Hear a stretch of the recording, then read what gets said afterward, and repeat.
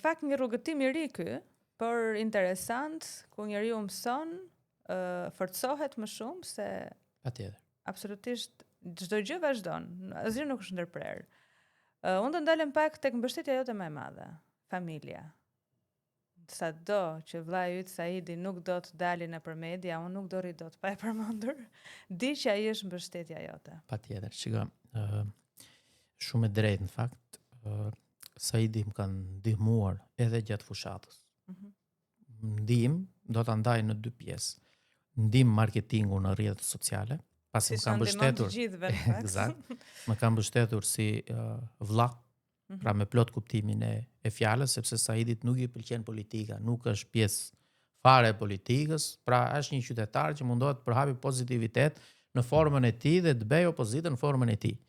Por në politikë nuk e ndjen, nuk e shikon të arsyeshme që të jetë, sepse mjafton njëri nga ne të jetë. Dhe më ka mbështetur. Por duhet ta them edhe një gjë tjetër, Saidi më ka mbështetur edhe fizikisht. Gjatë numërimit votave, unë kam qenë fier vëzhgus, Saidi ka qenë lush. Pra ka qenë 3 ditë pa shkëputje, thjesht për të mbështetur Azmerin, sepse ne jemi një forcë e re politike dhe mbështetjen më të madhe e kemi te njerëzit që ne njohim, që janë familjar, që janë të afërm, të cilët na gjenden pranë, sepse jemi në fillim të rrugtimit politik. Pra ne nuk kemi as kapital, nuk kemi as kapital njerëzor, pra që të kemi 20-30 veta aty që vinë mbas nesh, sepse gënjejnë veten, po ta themi këtë.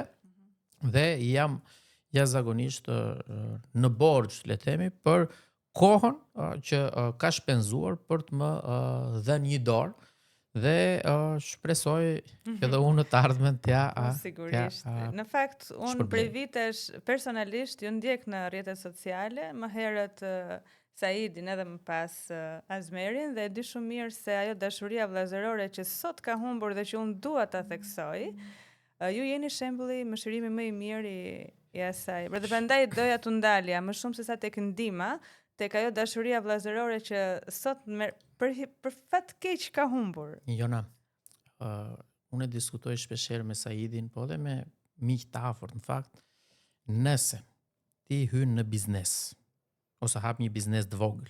Po nëse dhe rasti im që hyn politik dhe ti hecën me idenë që të gjithë njerëzit që ti njeh, shoqëria, apo të afërmit, rrethi pak më i gjerë, fare fisi, do vinë, do blejnë biznesi jot apo do të mbështesin ty në politik, e ke nisur gabim. Pra e ke nisur gabim.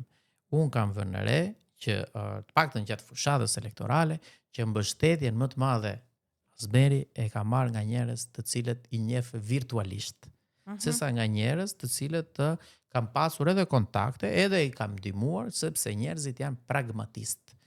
Pra janë shumë pragmatistë dhe shikojnë, le të themi, e shikojnë në dy aspekte.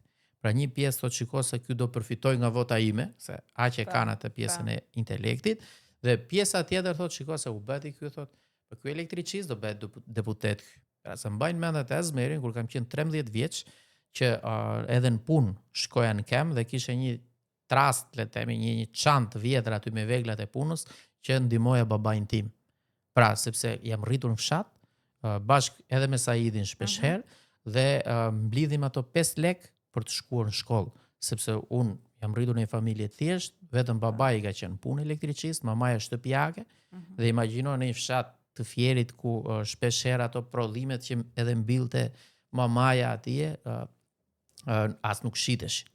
Dhe një pjesë e qytetarëve në vend që ta vlerësoj këtë, duan modelin e deputetit që i vete me makinë 40.000 euro, që i vete me kostum, që i mashtron, se ajo që unë kam bërë, është që kur takoja qytetarët në qarkun tim, ku unë kandidoja, më thoshin, inxhinier, po ti çfarë do bësh? Vetëm një gjë i thoja, mbase është gabim në marketing, por unë ky jam. I thoja që do jem një zej fort për ju në parlament. Madje një pjesë unë e shikoja sikur mërziteshin, sepse prisnin t'i thoja që do t'ju gjej punë për fëmijët, do t'ju bëjnë në rrugë, në ujë, në një gjë, si janë mësuar, dhe kur i thoja këtë, sikur i dhnoheshin pak. Tani unë nuk e bëhet dot që ti mashtroja, si u mashtruan një pjesë. Sot e kanë kuptuar një pjesë. U mashtruan përsëri. Azmer, ne jemi popull që harrojmë shumë shpejt. Ke shumë të drejtë dhe unë kam merak që edhe pas 4 vitesh ne do harrojmë gjithë këto gjëra, se u thanë do falen gjobat. Po u vun gjobat, pra jo, doli drejtori i tatimeve, tha e keni keq kuptuar. Nuk ka falje gjobash. Pra vetëm ca gjoba makinësh. Po ne e harrojmë këtë.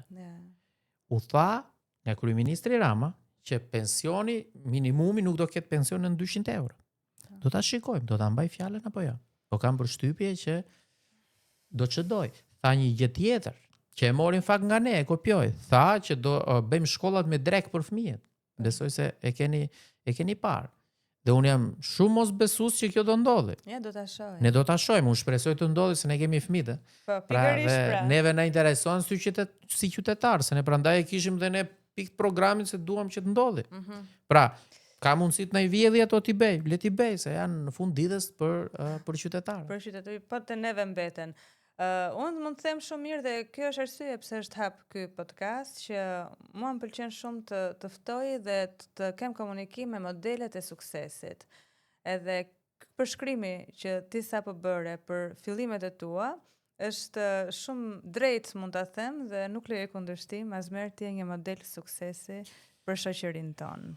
Shiko, një model suksesi është fjalë shumë e madhe, por unë mundohem pikë pari me aq mundësi sa kam, të mundohem të edhe frymëzoj pak të ngjashmit si punë ime.